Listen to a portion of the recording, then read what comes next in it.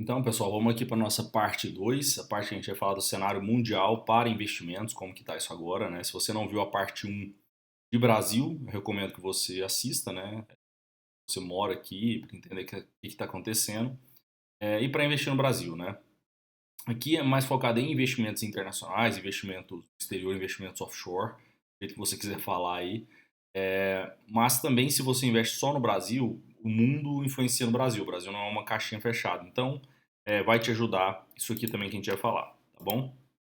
Então, primeira coisa, começando aqui pelos Estados Unidos, como que está o cenário geral nos Estados Unidos, né? A gente viu que foi aprovado um pacote de estímulo em 1,9 trilhão de dólares, esse pacote novo, agora do Biden, né? Surpreendeu, foi maior do que a gente esperava, todo mundo esperava que fosse menos do que isso. Que eu ficava naquela briguinha entre republicano e democrata, né? E achava que ia ficar entre 1 e 1,3 trilhão, veio 1,9, né? Existem algumas preocupações quanto a isso, quanto a repiques inflacionários, né? Não pode ter algum tipo de inflação por conta disso, principalmente porque a renda da população já subiu agora no início do ano de 2021, 10, cerca de 10%, tá? 9, 10% mais ou menos, tá?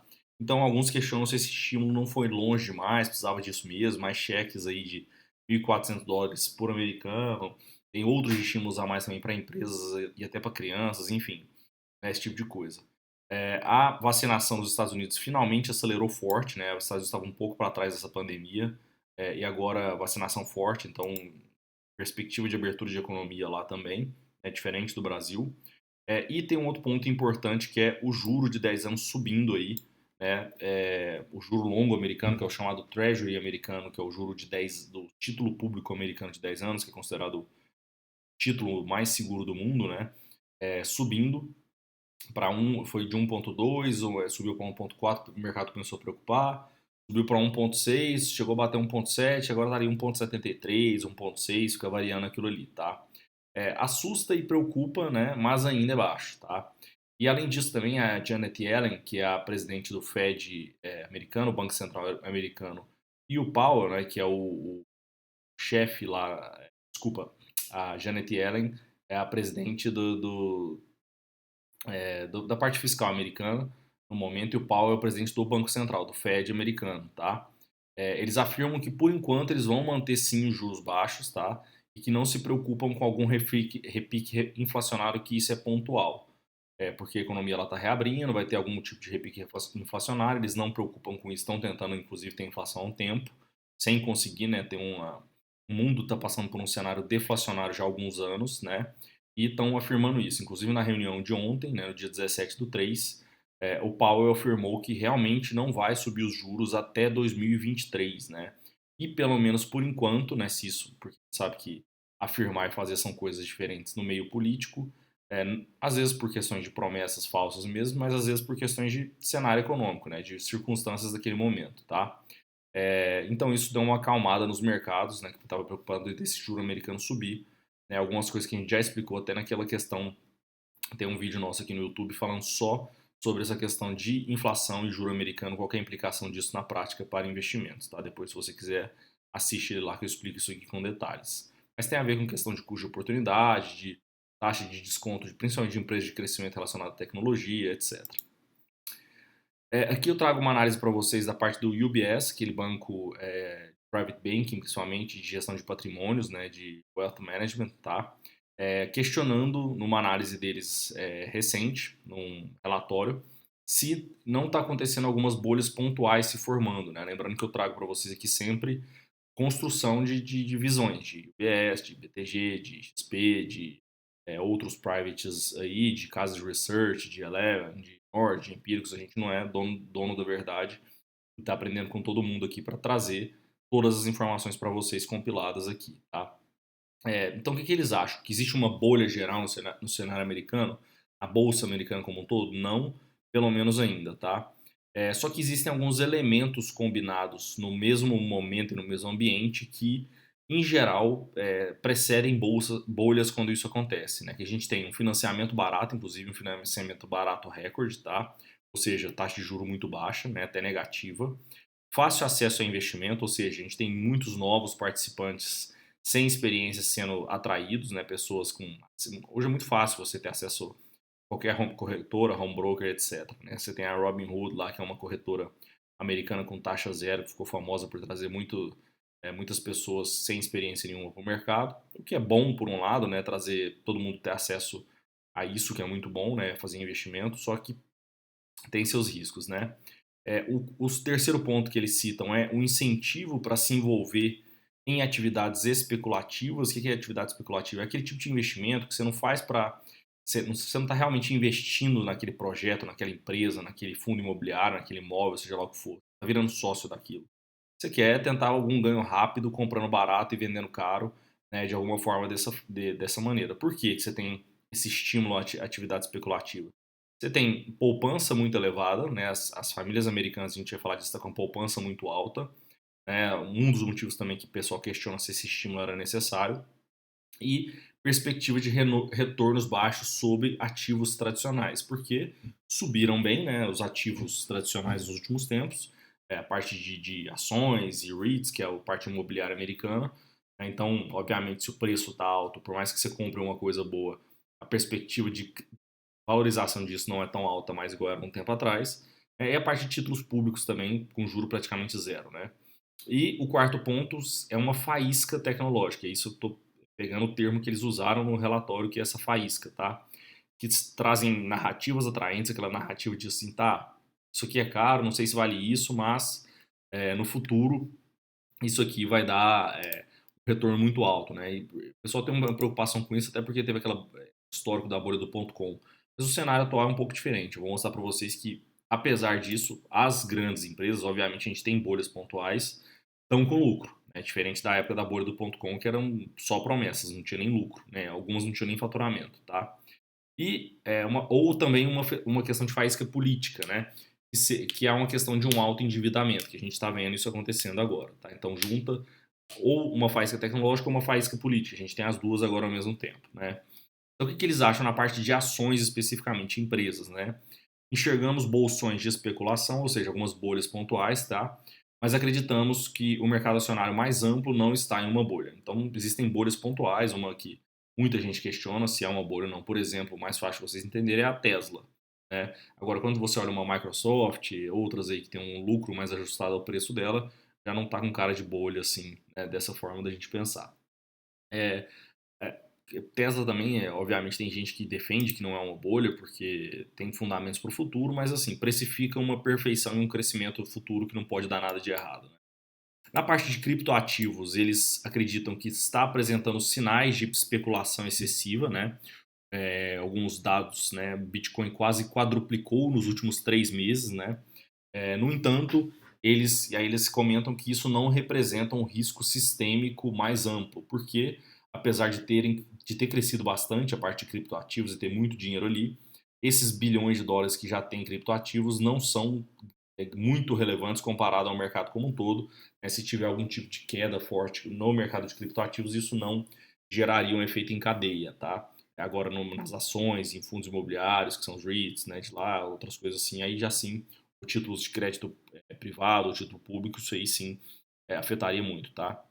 E um terceiro ponto que eles chamam a atenção de sinal de bolha, né, de bolsão de especulação também, é a parte dos IPOs e dos SPACs, tá? IPO é basicamente quando uma empresa vai abrir capital em bolsa de valores, ela faz a primeira oferta dela ali, né? Então, isso, muitas vezes, em algumas épocas isso fica quente, algumas épocas isso fica mais morno e tal. Eu, particularmente, não gosto muito de IPO, eventualmente entro em algum outro, mas é bem mais difícil, tá? E os SPACs é uma ferramenta que não é tão nova, tá? Ela é relativamente antiga, mas tem ficado muito em alta agora. Basicamente, cria-se um veículo, né, um fundo, que capta dinheiro para investir em uma ação que não tem capital em bolsa no momento hoje, alguma pessoa de muito renome no mercado, tá, que já fez alguma coisa ou naquele setor daquele nicho daquela empresa, alguma coisa assim, ele não fala em qual empresa que ele vai investir, capta dinheiro disso de acionistas e investidores que confiam naquela pessoa e ele vai investir em uma empresa só com aquele dinheiro todo, levanta lá 200 milhões de dólares, por exemplo, tá? Investe nessa empresa para levar ela para a bolsa e o que abre o capital na bolsa é esse SPAC fundido com essa empresa. Então ela faz uma abertura de capital bem mais rápida, tá? Basicamente é isso. E O que chama atenção aqui é que os IPOs dos Estados Unidos tiveram uma média de desempenho nos últimos tempos agora de 40% no primeiro dia, ou seja, você abre a 100 no primeiro dia já vai para 140. Então, assim, uma coisa que chama atenção, né? E os SPACs levantaram mais de 70 bilhões de dólares, né? Você multiplica isso por 6, mais ou menos, para você imaginar o que é isso em reais, né? Em 2020, mais do que toda a década anterior combinada. Então, você pegar 2021, né? Em 2020, desculpa, você pegar 2009 a 2019, não teve 70 bilhões em SPACs de dólares. E só em 2020, no ano da pandemia, a gente teve mais de 70 bilhões em SPACs, tá? Então, aqui já é um comentário do Ray Dalio, já não é do UBS, né? Ele, que é um dos maiores investidores e gestores de patrimônio de fundos de investimento do mundo, tá? É uma frase que ele falou recentemente, que é: há uma divergência muito grande nas leituras entre as ações. Algumas ações estão, ao observar essas medidas, em uma situação de bolhas extremas, particularmente empresas de tecnologia emergentes. O que ele quer dizer com isso? Uma tecnologia que ainda não está provada, ainda não mostrou que realmente tem demanda, que aquilo para de pé em termos de custo versus receita, etc. Tá? Enquanto outras ações não estão em situações de bolha. Então ele tem a mesma opinião do UBS, basicamente. Como eu falei para vocês, eu ia trazer esse gráfico aqui, então repara que assim, desde 2007, 2008 e tal, agora até 2020, o tanto que o lucro dessas principais empresas aqui, que é a Amazon, Facebook, Alphabet, que a Alphabet é a holding dona do Google, e a Apple, né, o tanto que o lucro delas tem aumentado. Né? Então, não é só igual era na bolha do ponto .com, tá? Isso que eu quis trazer para vocês. Por outro lado, a gente tem um momento de, como eu falei para vocês, vacinação acelerada nos Estados Unidos, como eu dei aquela pincelada geral ali no início, né? Eu botei aqui quase 30% da população, mas agora no momento que a gente faz esse vídeo já passou de 30%, em torno de 34, 35% da população já vacinada, acelerou bastante, né?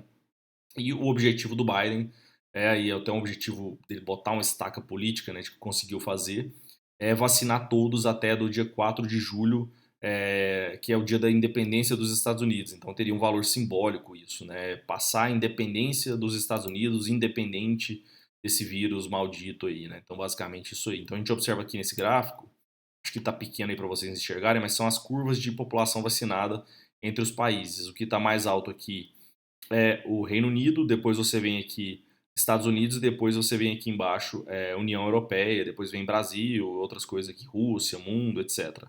Ainda acima aqui que não mostra nesse gráfico, isso aqui é o número de vacinas a cada 100 pessoas, tá? Então, ou seja, quantas pessoas a cada 100 já estão vacinadas. Então, é um número percentual, não um número absoluto. Percentual interessa mais pra gente, né, para comparar. Aqui acima do Reino Unido a gente ainda tem Emirados Árabes e Israel que não estão nesse gráfico, mas estão ainda mais acelerados que esses dois aqui, tá? Na parte de geração de empregos também, né, na medida pelo último payroll, que é basicamente como se fosse a medida que o IBGE faz aqui calculando os empregos no Brasil, lá é o payroll, né, que é essa divulgação de dados que tem lá sobre os empregos.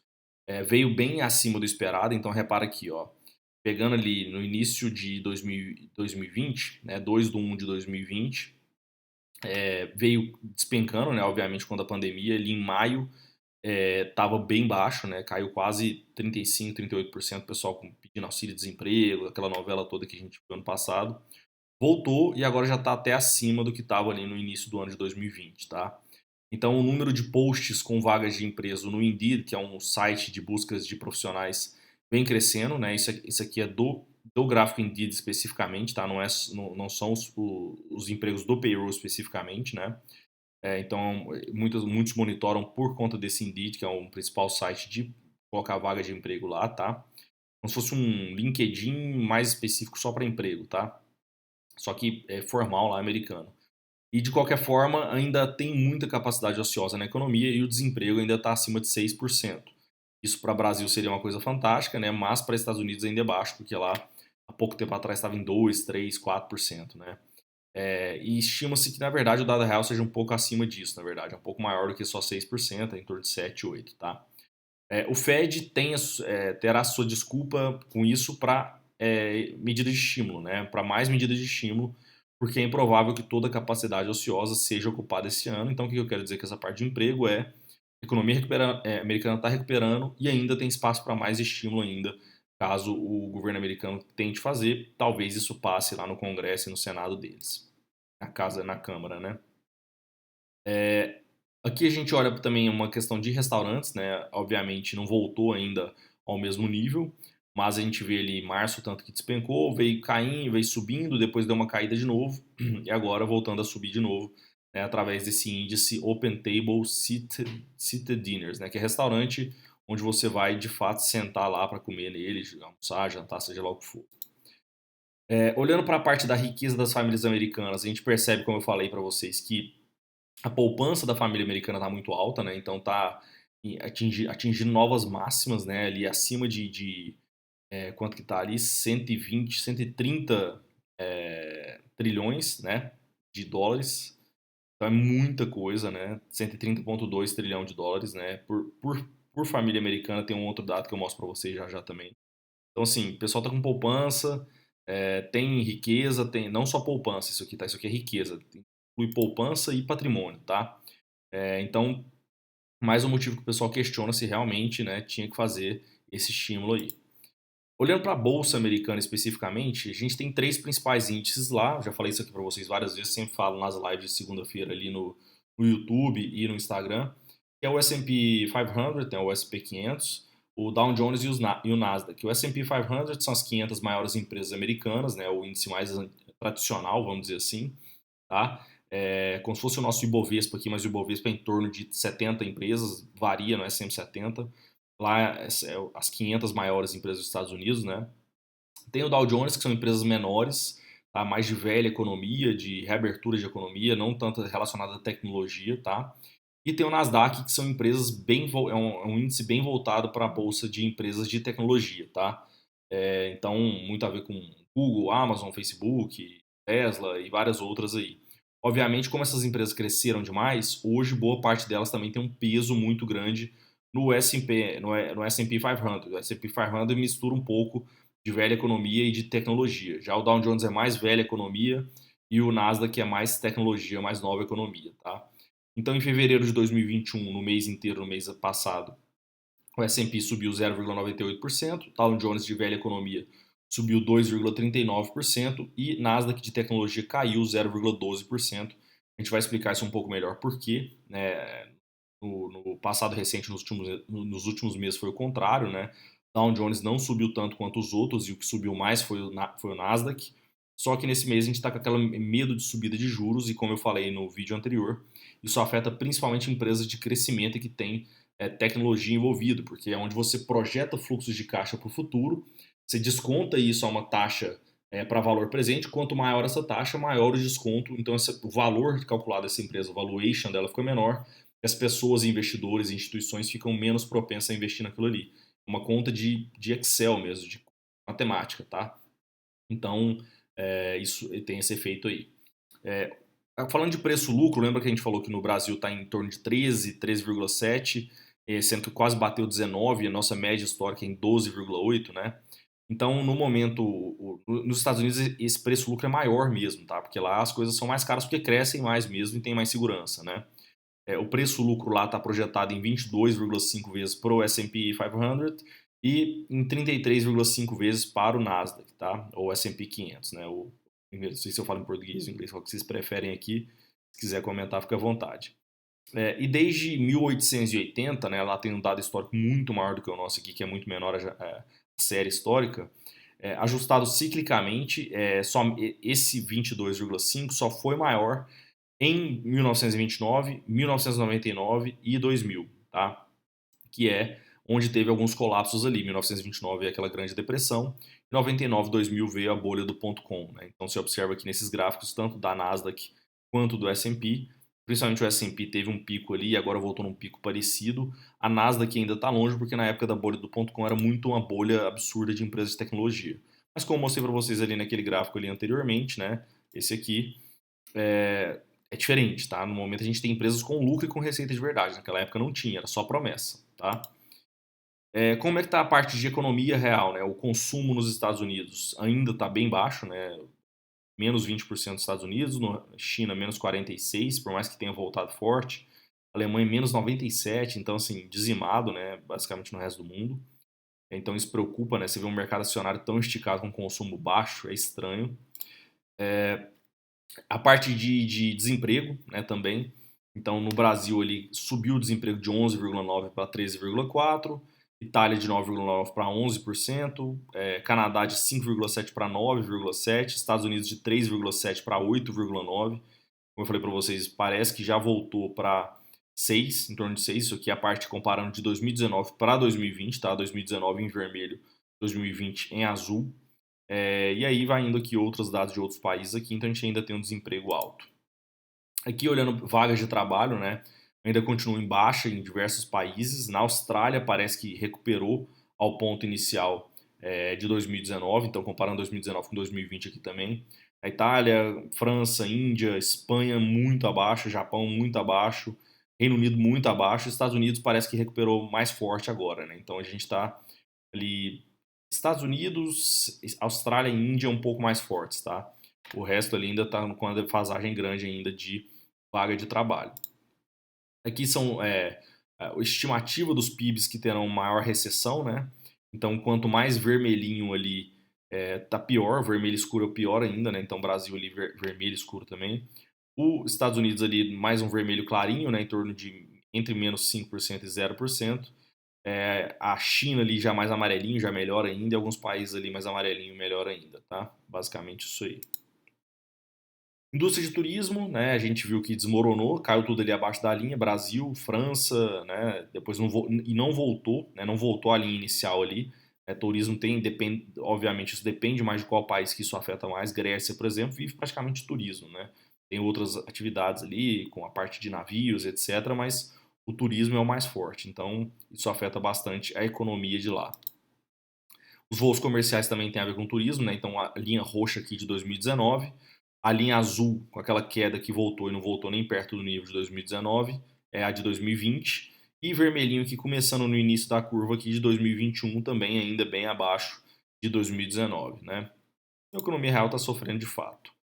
E o estranho é que como os mercados estão reagindo, né? Então você pega ali o índice Nikkei, que é o índice japonês, o índice de Xangai, que é o chinês, Dow Jones, Itália, né? E o índice do Reino Unido. Itália e Reino Unido ainda continuam para baixo, mas Dow Jones, Xangai e Japão, que é Japão, China e Estados Unidos, ainda já numa fase bem acima, mesmo que a economia real não demonstrando a mesma recuperação. O mercado financeiro geralmente antecipa mesmo, ele tanto quando uma coisa vai dar problema, quanto uma coisa vai bem.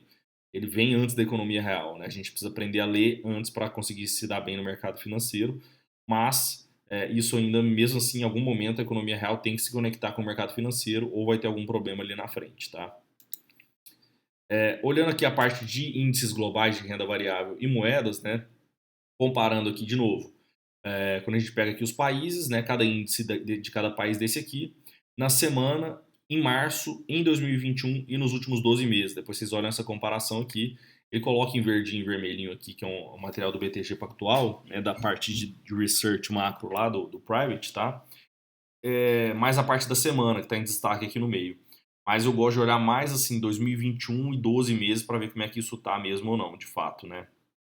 Então, por exemplo, 2021, os únicos que estão negativos aqui é o Ibovespa e o Xangai, né, chinês. O resto, tudo positivo. Quando a gente olha em 12 meses, Nasdaq, por exemplo, é a que foi mais forte aqui, junto com o Nikkei japonês, né? Emergentes forte também, apesar de que o Brasil menos forte em 38%, e o Xangai Composite aqui em 32% também. Então depois vocês dão uma olhada e compara. Só quando a gente olha moeda, né? Aí vocês veem, né? A Bolsa Brasileira até que deu uma recuperada, mas a moeda horrível perto do resto, né? Então, quando você olha ali o real, né, contra o dólar, isso aqui é dólar contra todas as moedas. Obviamente, né? Isso aqui eles colocaram o Bitcoin como uma moeda para a gente ver uma comparação. Ela não é considerada moeda ainda porque não tem todos os fundamentos de moeda, que é estabilidade, né? Questão de poder de troca e de guardar valor, né? Isso não tem totalmente ainda no Bitcoin, né? Mas fizeram uma comparação aqui para a gente ver. Mas quando a gente olha aqui também em 12 meses, 2021, etc., o Brasil está bem ruim. O peso mexicano aqui um pouco pior do que o Brasil, mas o resto, o Brasil perde para essas outras moedas aqui. O real brasileiro, tá? Aqui comparando o dólar index, tá? Que é o DXY, que é chamado dólar index, que é quando você pega o dólar contra uma cesta de moedas, né?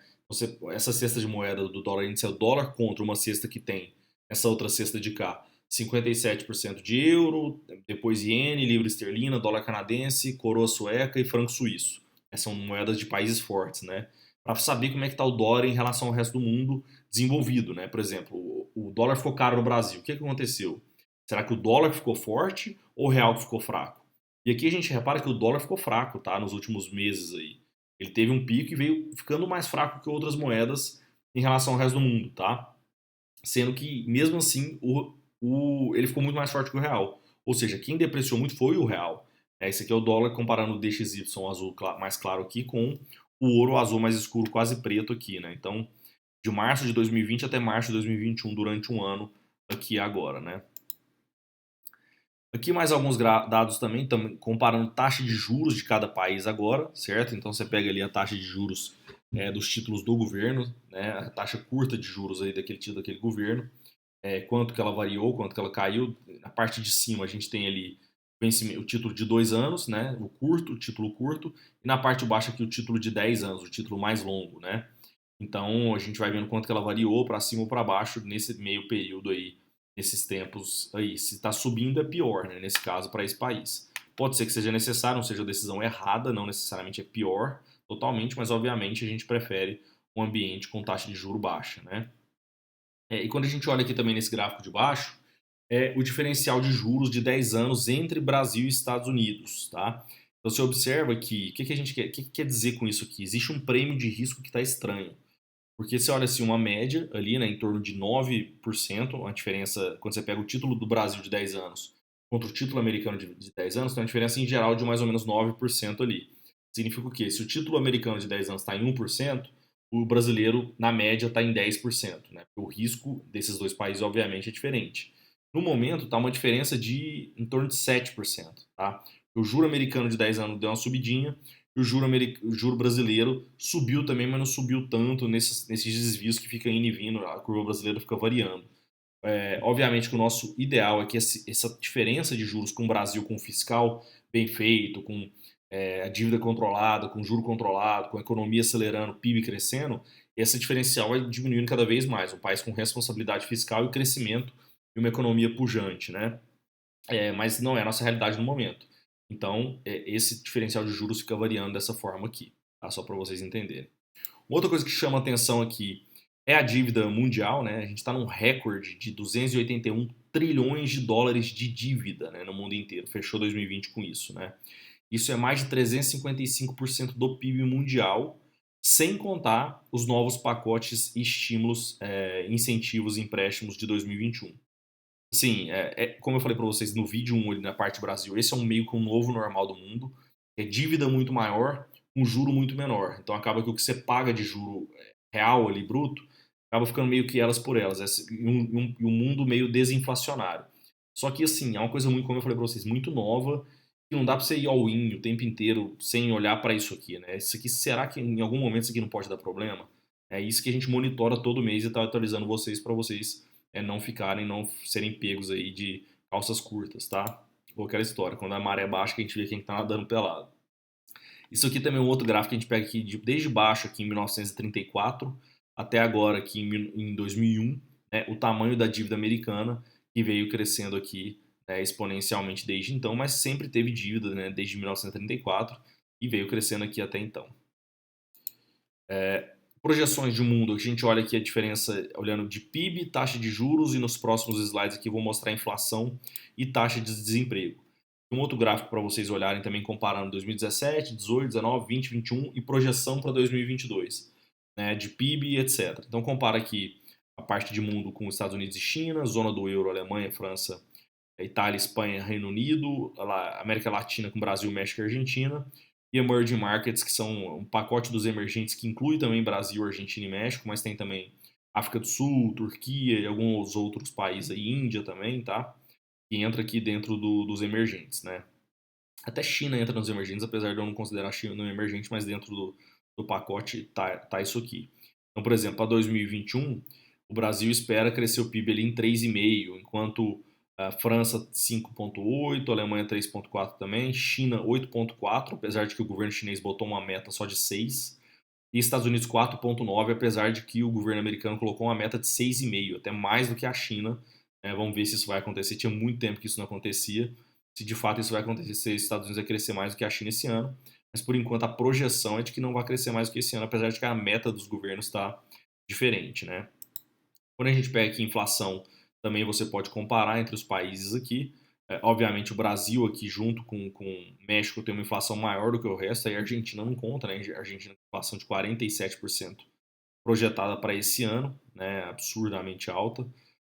Taxa de desemprego do Brasil, aí a gente já ganha da Argentina com 14,3% projetado para o final desse ano, enquanto a Argentina está com 12%, né? Itália e Espanha também com a taxa de desemprego muito alta, principalmente Espanha com 17% ali, né? Então, assim, o que eu quero dizer com isso aqui, com esses dados aqui? O que a gente observa? A América Latina sofrendo igual a gente sempre sofreu, né? Cada vez com um problema diferente, mas, assim, chama atenção tanto que tá ficando discrepante Estados Unidos e China muito melhor do que a zona do euro, né? Em todos os sentidos. Crescimento de PIB, de inflação, de desemprego, e cada vez mais essa diferença aumentando, né? Então, para nossos investimentos aqui na carteira internacional, na parte de investimentos no exterior, hoje a gente olha praticamente só para Estados Unidos e Ásia, principalmente China, um pouco ali de Hong Kong e um pouco de Índia, mas praticamente a gente não olha, pelo menos nós aqui para a Europa. Obviamente tem coisa boa lá também, mas a gente prefere olhar para onde está crescendo, tá? Olhando agora para a China e a Ásia, não no cenário mundo só, a gente tem que a China segue superando as expectativas, né, mostrando uma recuperação forte em V. Vendas ao varejo e produção industrial ambas vieram altas e acima da expectativa no primeiro bimestre desse ano. Pra vocês terem uma ideia, o primeiro bimestre foi antes da pandemia, né? A pandemia começou a bater forte mesmo, lá já tinha pandemia, mas não estava fechado. Começou a fechar mesmo fevereiro, março ali e abril, principalmente, né? Ali começou antes, março, abril já estava começando a querer abrir de novo, enfim, fizeram um lockdown muito restrito e rígido, o governo ajuda nisso também, né? Mas o que eu quero dizer, e agora, em janeiro, fevereiro desse ano, eles estão 30%, foi mais que 30%, deu cerca de 35%. Vendas ao varejo, tanto o consumo do consumidor vendendo no varejo, quanto produção industrial, que é para vender para institucional, exportar, etc., muito acima do que o padrão lá, né? Europa. A parte do Reino Unido, né, tem mostrado uma força importante, né, acelerando a vacinação, só está atrás em termos de ritmo de vacinação Israel, não, Israel. Israel. Israel também não, Israel. Só de Israel e Emirados Árabes, né, depois em quarto lugar vem os Estados Unidos, né. Só que o restante da Europa deixa a desejar também na velocidade de vacinação, além das questões macroeconômicas, né. Outra questão que chama atenção na Europa é o partido da Angela Merkel na Alemanha, que é quem comanda a Europa de verdade, quem estabiliza a Europa como um todo hoje é a Alemanha. Está sofrendo derrotas nas eleições lá e pode isso perder força esse partido e mudar a dinâmica política e como um todo econômica da Europa, da Alemanha e consequentemente da zona do euro como um todo, né? Então isso é importante a gente monitorar, mais um sinal de preocupação com a Europa. Não sou muito fã de investimento ali, tá? Comparando aqui também alguns índices de cenário geral de emergentes, como eu falei para vocês, emergente inclui China, Índia, Brasil, Argentina, África do Sul, Turquia, etc., México, né? Comparando com o Nasdaq e com o resto do mundo. Então, desde março de 2020, né, quando teve aquela queda forte da pandemia, Nasdaq, a bolsa americana relacionada à tecnologia, obviamente recuperou muito mais forte, muito mais rápido. Emergentes ficou para trás do resto do mundo na média, né, quando a gente soma o resto do mundo pega emergente, não emergente, desenvolvido, etc., né? Mas chegou a passar praticamente, ele teve um fluxo forte em janeiro e fevereiro, a gente viu esse fluxo de dinheiro vindo para o Brasil, mas algumas instabilidades levou esse índice para baixo aqui de novo, tá? Olhando aqui na parte de Bitcoin, é impressionante os números que tiveram nos últimos tempos, a gente sempre teve na carteira, apesar de que a gente diminuiu posição provavelmente um pouco cedo, não arrependo de ter feito isso por uma prudência maior. Não zeramos, mas diminuímos posição, falamos para os assinantes diminuir, né? Cada um faz o que quiser, é uma assinatura, você faz o que você quiser. Estava em R$ 282 mil a 30 dias e bateu 214 mil, até mais, 320 mil, enfim, alta de 11% em 30 dias, e em dólar de 52,2 para 55,8 mil dólares, alta de 6,9%. em 12 meses, né, de março do ano passado para março desse ano, uma alta de mais de 1000% em reais e uma alta de 952% em dólares. Você fala, mas não é o contrário da Bolsa Brasileira? Ali não mostra que quando cai, cai mais em dólar do que em real? É, exatamente, porque aqui você está comprando um ativo que valorizou, né? Então você comprou Bitcoin a 10 mil dólares com o dólar a 5 reais e vendeu o Bitcoin a 30 mil dólares com dólares a 6 reais, você ganhou em cima do dólar também. Tá? Então, em dólar, ele valorizou menos do que em real, porque você ganhou no dólar e no real quando você olha em real aqui. Tá?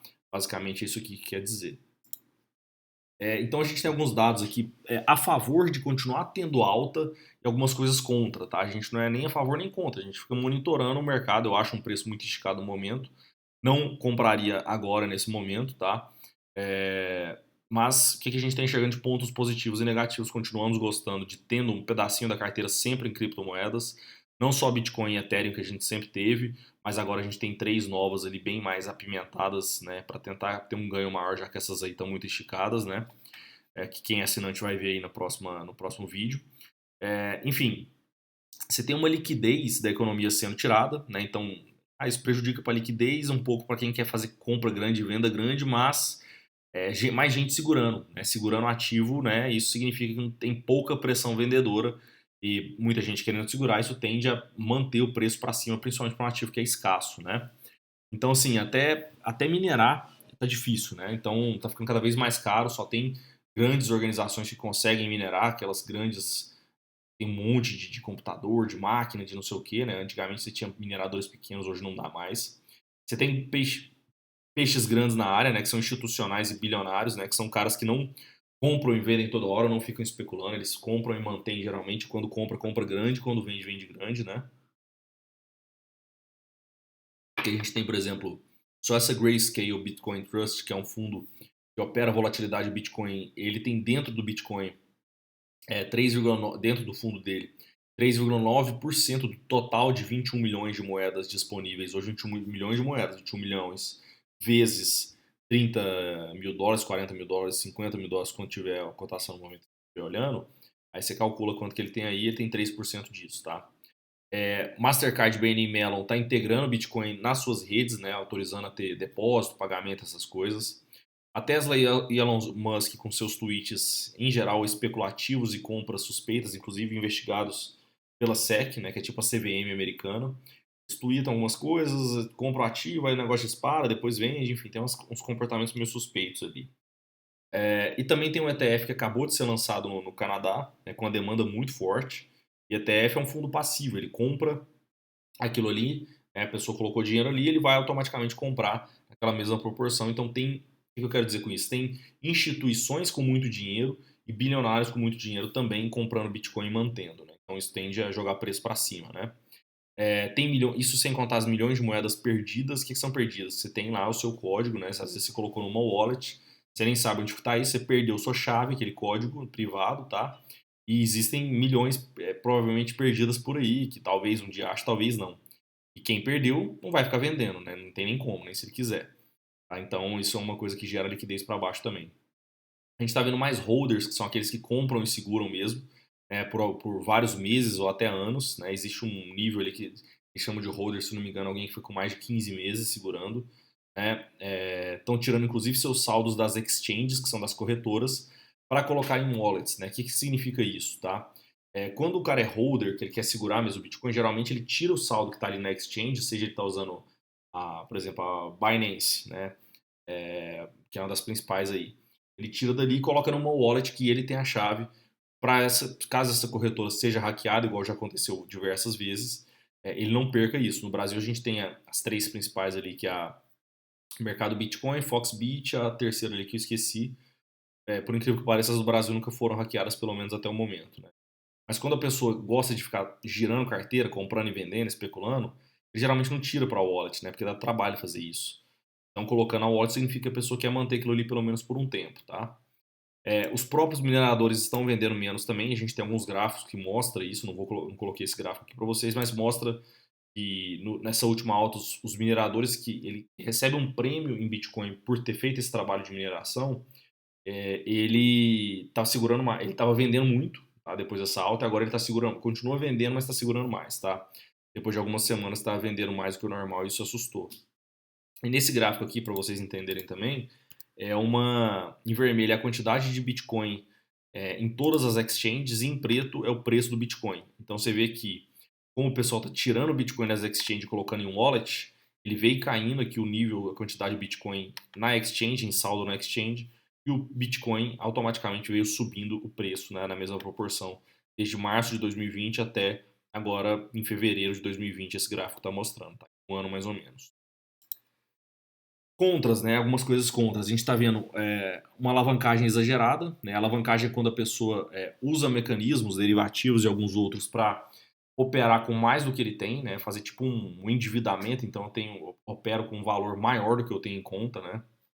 E como são contratos de derivativos, ele tem data de vencimento e tem liquidação obrigatória. É diferente de você ter um ativo que você segura e até quando for. Não é um contrato que tem data de vencimento, contrato futuro, tá? Isso pode gerar efeito em cascata de venda forçada em alguns momentos, tá? Se isso tiver um vencimento grande com alguma queda ou alta do mercado naquele momento ali, tá? Depois dessa correção de 20% que teve no Bitcoin, ele subiu muito, caiu 20%, depois voltou a subir de novo, ele é muito volátil mesmo. A Binance, que é uma das principais corretoras exchanges do mundo, né, divulgou que no momento da correção, que teve essa correção, mais de 60% dos clientes dela apresentavam uma alavancagem superior a 20 vezes, tá? Isso aqui é uma alavancagem bizarramente absurda de alta, tá? Principalmente por investidores de varejo, né? Institucionais têm uma postura bem mais conservadora, os grandes investidores aí. E no momento a alavancagem diminuiu, esse gráfico aqui mostra o preço do Bitcoin na linha e em verdinho a quantidade de contratos alavancados aqui. Então você vê que o preço do Bitcoin subiu muito, depois deu uma corrigida, agora voltou a subir, né? E a alavancagem aqui também estava bem mais alta antes do que está por agora, né? Também tem um risco de mais regulação a caminho, né? A própria Janet Yellen, que é a secretária do Tesouro americano, aquela hora no início da aula eu estava esquecendo o termo que é usado lá, né? A gente usa ministro da Economia, antes era ministro da Fazenda, lá é secretária do Tesouro. Chamou o Bitcoin de altamente especulativo, então a gente tem que ficar de olho no que eles falam, porque isso interfere de fato no valor e de como é que aquilo ali funciona, porque boa parte do Bitcoin tem a ver com a descentralização, com a privacidade e a custódia, né, daquilo ali ser totalmente livre, né? Mas a Janet Yellen falou que acredito que seja importante ter certeza de que ele, o Bitcoin, não é usado como um veículo de transações ilícitas e que o investidor está protegido. Ainda devemos regular instituições que lidam com Bitcoin, tornando certo de que eles seguem suas responsabilidades regulatórias, tá? Então está tendo muito reforço nos processos de anti-lavagem de dinheiro, ou AML, que é Anti-Money Laundering, tá? E de Know Your Client, de conheça seu cliente, que é o KYC, Know Your Client, que é basicamente qualquer instituição que trabalhe com Bitcoin, seja uma corretora, seja quem for, ela tem que confirmar que aquilo ali não é lavagem de dinheiro, confirmar que conhece aquele cliente, que a quantidade que ele está investindo em Bitcoin é compatível com a renda dele, igual existe em qualquer outro tipo de investimento, né? Obviamente, um governo não consegue regular e bloquear o Bitcoin em si, mas ele pode bloquear partes do processo ali e atrapalhar um pouco a liberdade do Bitcoin. Basicamente, isso aí que a gente tem que ficar de olho. Falando do Ethereum, a gente gosta bastante também.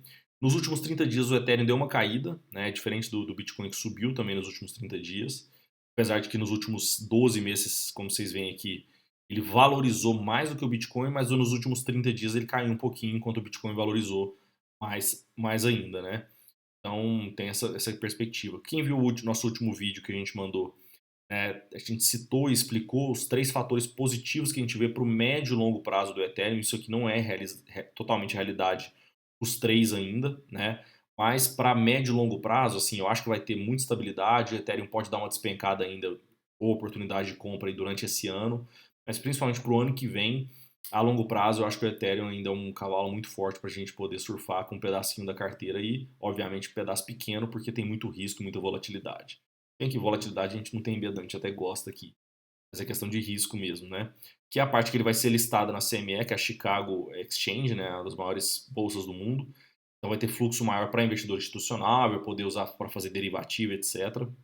A utilidade do Ethereum, que é um blockchain de contratos inteligentes, né, smart contracts, né, tá tendo uma utilidade cada vez maior.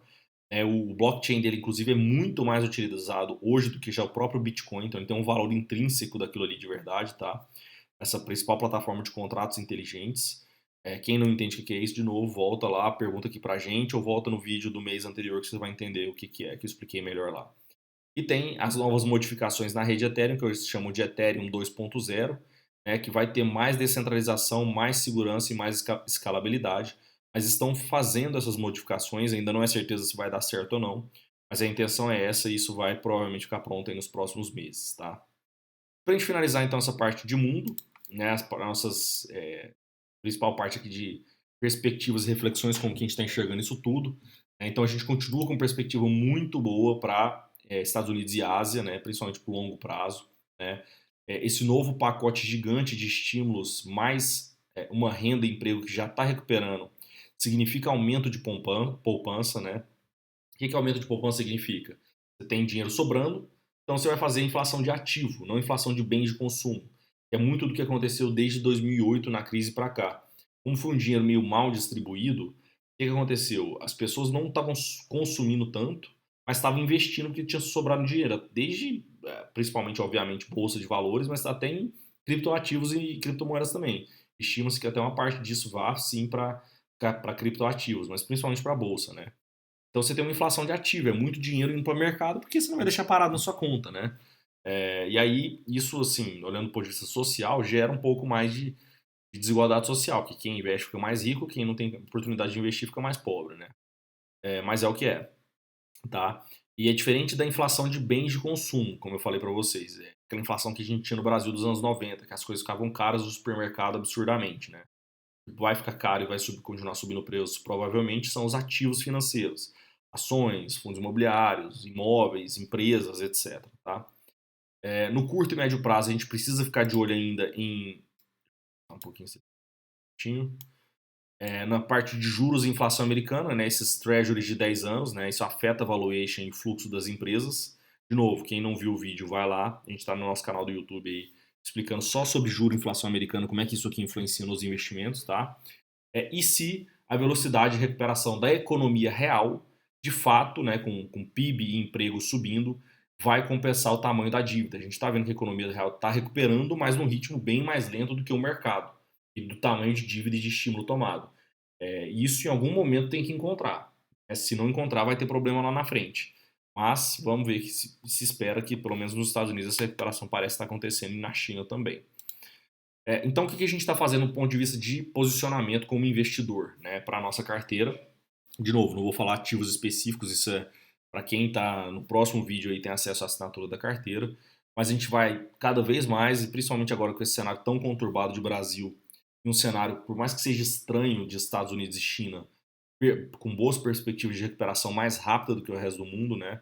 Europa também fraco. A gente vai ter um portfólio cada vez com mais peso e com opções no exterior, opções não o derivativo, tá? Mais peso. Vou botar mais peso no exterior.